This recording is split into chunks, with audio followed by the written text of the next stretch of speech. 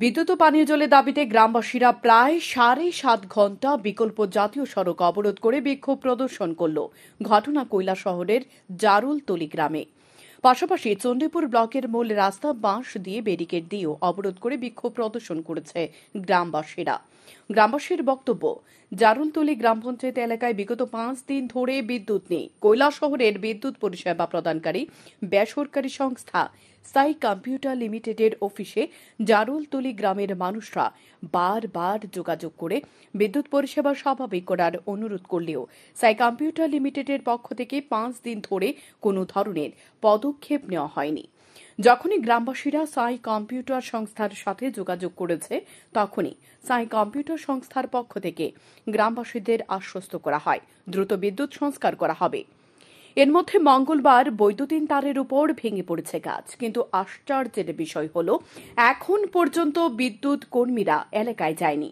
তাছাড়া গ্রামে ৫ দিন ধরে বিদ্যুৎ না থাকার ফলে গোটা জারুলতলী গ্রামে পানীয় জলের তীব্র সংকট চলছে। পানীয় জল এবং স্বাস্থ্য বিধান দপ্তরের পক্ষ থেকে গ্রামে গাড়ি দিয়ে পানীয় জল সরবরাহ করা হয়নি বলেও গ্রামবাসীরা জানান।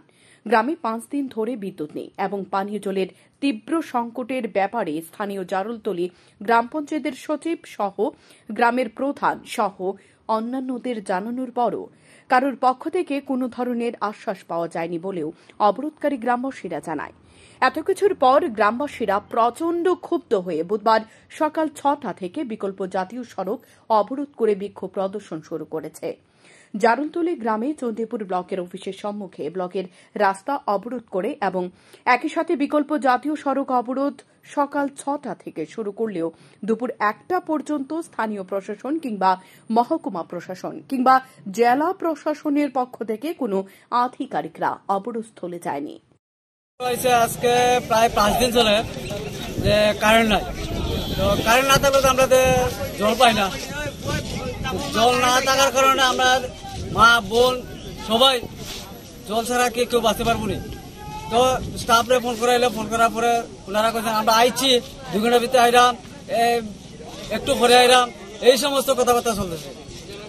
কোন এলাকাতে কারেন্ট নাই? এটা জারুলতলী এলাকা, জারুলতলী গ্রাম পঞ্চায়েত।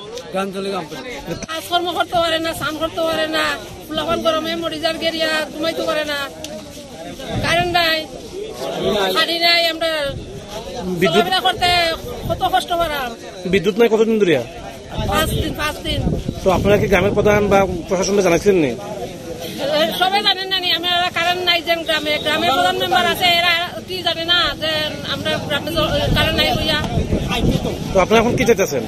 আমরা কারেন্ট চাই, জল চাই।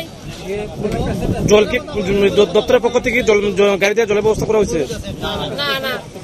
তো আপনারা তাহলে কতক্ষণ পর্যন্ত চালাই যাবেন এরকম? আমরা কারেন্ট দিলে, জল দিলে আমরা চাই দিব। পরে দুপুর ১:৩০ নাগাদ কৈলাসহর থানার পুলিশ বাবুরা এবং স্থানীয় চণ্ডীপুর ব্লকের আধিকারিকরা অবরোধ স্থলে গিয়ে অবরোধকারীদের সাথে আলোচনা করেন। বিদ্যুৎ পরিষেবা স্বাভাবিক করার এবং পানীয় জল সরবরাহের আশ্বাস দেবার পর অবরোধকারীরা অবরোধ প্রত্যাহার করে নেয়।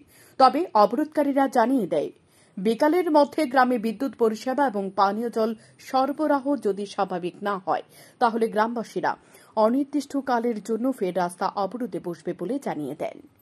শ্যামদন টিভি।